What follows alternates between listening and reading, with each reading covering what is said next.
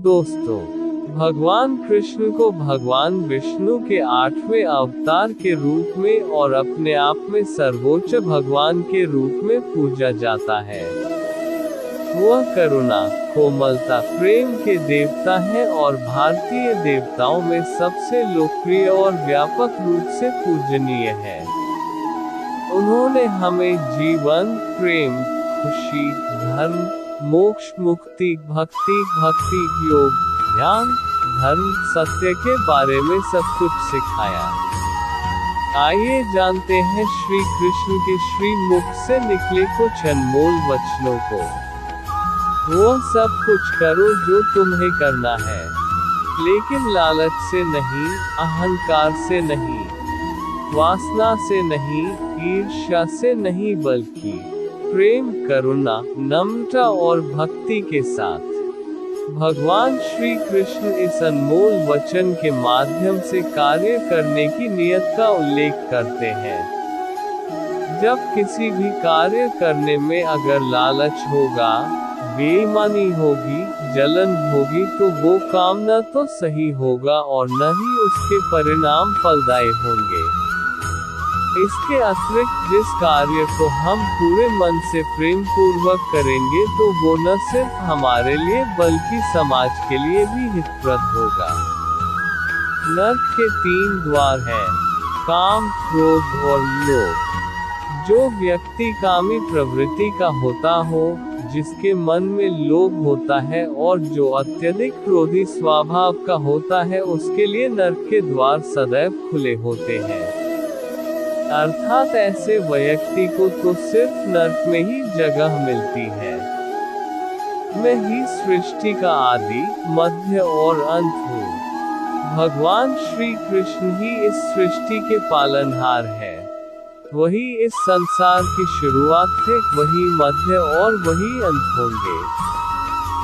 जो आप जो चाहते हैं उसके लिए नहीं लड़ते हैं, तो जो खोया उसके लिए मत दो। मनुष्य सब कुछ चाहता है पर सब कुछ उसे नहीं मिल सकता। आपको जो नहीं मिला उसके लिए पश्चाताप मत करो और जो आपसे खो गया, जो आपसे अलग हो गया, उसके लिए निराश भी मत हो।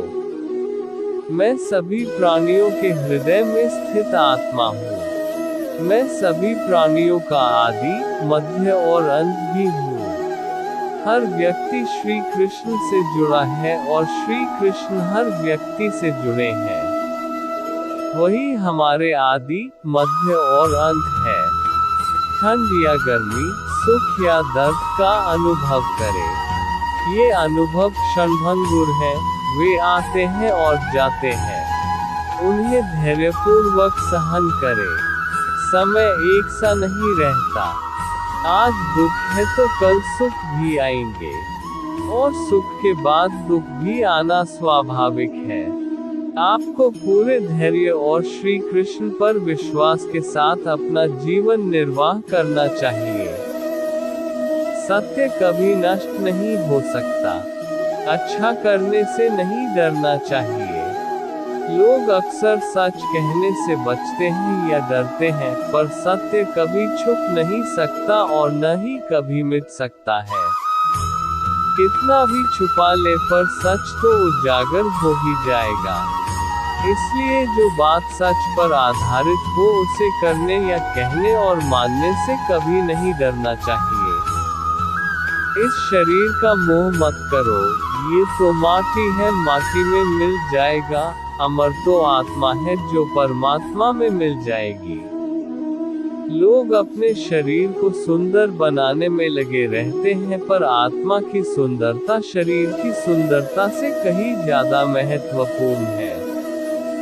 शरीर तो नश्वर है, मिट्टी ही तो है, तो मिट्टी में ही मिल जाता है, पर आत्मा अमर है, इसलिए आत्मा की सुंदरता पर ध्यान दो। आत्मा की सुंदरता अपने को श्री कृष्ण में लीन करने में मिलती है।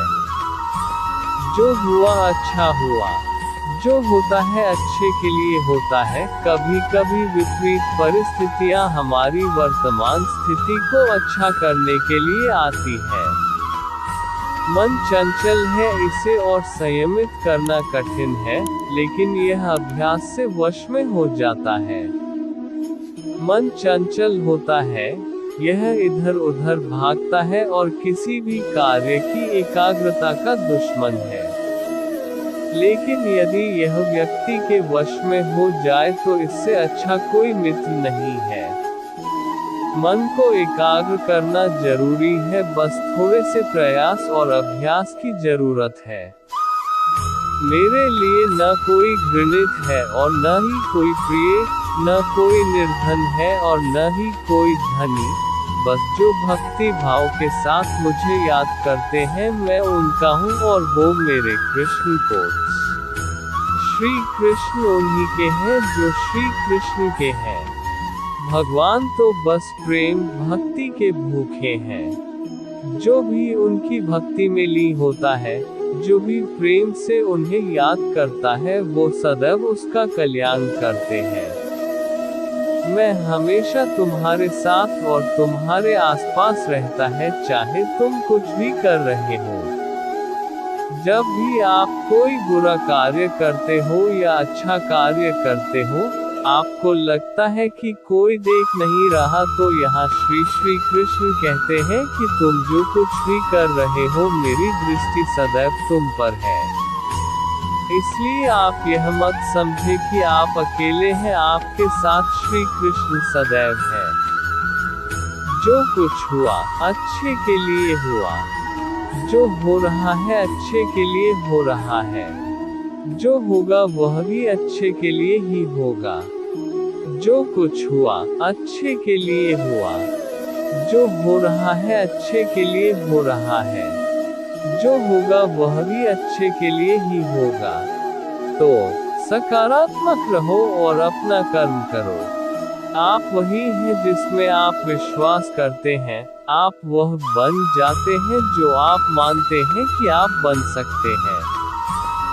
हमारी सफलता और असफलता इस बात पर निर्भर करती है कि हम खुद पर कितना विश्वास करते हैं।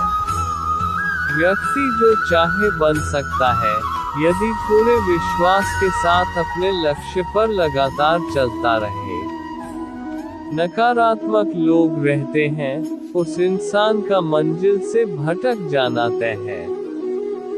कहते हैं मन के हारे हार है और मन के जीते जीत। जिस प्रकार सकारात्मक विचारों से सफलता मिलती है, उसी प्रकार नकारात्मक विचार असफलता के मार्ग की ओर अग्रसर करते हैं। क्योंकि जैसा हम सोचते हैं वैसे ही हम बनते जाते हैं और अपने विचारों के माध्यम से ही हमें नकारात्मक और सकारात्मक परिणाम मिलते हैं। जहाँ भी सभी मनुष्यों के स्वामी कृष्ण हैं और जहाँ अर्जुन सर्वोच्च धनुर्धर है, वहाँ भी निश्चित रूप से ऐश्वर्य, विजय, असाधारण शक्ति और नैतिकता होगी। श्रील प्रभुपाद भगवद गीता। श्री कृष्ण विष्णु जी के 8वें अवतार, जगत के पालनहार और धनुर्धनों में श्रेष्ठ अर्जुन जहाँ होते हैं, वहाँ निश्चित ही विजय, असाधारण शक्ति और नैतिकता होती है। अपने अनिवार्य कर्तव्य का पालन करें, क्योंकि क्रिया वास्तव में निष्क्रियता से बेहतर है। मनुष्य ही एक ऐसा प्राणी है जो कर्म करता है, इसलिए कर्म करना प्रत्येक व्यक्ति का धर्म भी है। कर्म कार्य करने वाला व्यक्ति है कर्मवीर कहलाता है। इसलिए कार्य करते रहना खाली बैठे रहने से हमेशा बेहतर होता है। समय हमेशा चलता रहता है, कभी रुकता नहीं। यदि आज बुरा समय है तो कल अच्छा होगा। इसलिए आप बिना किसी स्वार्थ के सिर्फ कर्म कीजिए, फल समय खुद देगा। न तो समय रुकता है और न ही एक सा रहता है। बुरा समय हो या अच्छा समय बदलता जरूर है।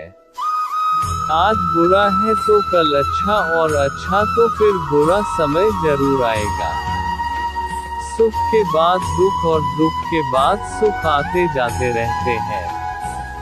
इसलिए इस पर हमारा कोई वश नहीं है। लेकिन कर्म पर हमारा वश जरूर है। आप सिर्फ कर्म करिए, फल की चिंता किए बगैर। समय आने पर फल जरूर मिलेगा। जो अहंकार से मोहित हो जाता है, वह सोचता है मैं करता हूँ। जो अज्ञानी व्यक्ति होता है वो ये गलत फहमी पाल लेता है कि मैं करता हूँ, सभी कार्य मेरे द्वारा किए जा रहे हैं, ऐसा जान उसमें अहंकार घर कर लेता है। परंतु इस सृष्टि में जो भी हो रहा है वो तो प्रकृति द्वारा किए जा रहे हैं। अज्ञानता के कारण व्यक्ति में जो मैं का अहंकार जन्म ले लेता है तो उसका पतन होना निश्चित है। मैं किसी का भाग्य निर्माण नहीं करता, हर व्यक्ति अपना भाग्य स्वयं बनता है। श्री कृष्ण कहते हैं कि वो किसी के भी भाग्य के निर्माता नहीं है, व्यक्ति खुद ही अपना भाग्य लिखता है। आप जैसा बीज बोएंगे, आप वैसी ही फसल ही काटेंगे। आप जैसा कर्म करेंगे, आपको वैसे है परिणाम मिलेंगे। यदि विद्यार्थी मन लगाकर पढ़ाई करेंगे तो परीक्षा में सफल होंगे। इसलिए हर व्यक्ति का भाग्य तभी बदलेगा जब वो ऐसे कर्म करेगा। पृथ्वी, जल, अग्नि, वायु, आकाश, मन, बुद्धि और अहंकार ये मेरी प्रकृति के 8 विभाग हैं। जो कुछ भी है वो वर्तमान में है, जो बीत गया है वो नहीं आएगा, और जो आने वाला है उसकी चिंता नहीं बल्कि खुले हाथों से इसका स्वागत करें। भ्रम और संदेह से परे, जब आप भगवान से प्यार करते हैं तो आप हर चीज से प्यार करते हैं। कृष्ण को मन उन लोगों के लिए दुश्मन की तरह काम करता है जो इसे नियंत्रित नहीं करते हैं, और जिसने अपने मन को जीत लिया है उसके लिए मन सबसे अच्छा मित्र है।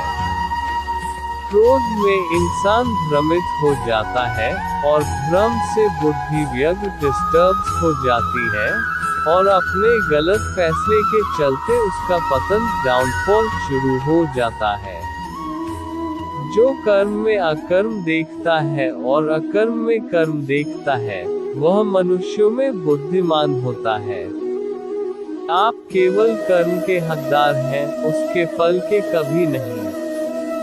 मनुष्य अपने विश्वास से निर्मित होता है। जैसा वह मानता है वैसा ही वह है। आत्मा विनाश से परे है। कोई भी उस आत्मा का अंत नहीं कर सकता जो अनंत है। दोस्तों, ऐसे ही वीडियो देखने के लिए हमारे चैनल को सब्सक्राइब कर लीजिए। धन्यवाद।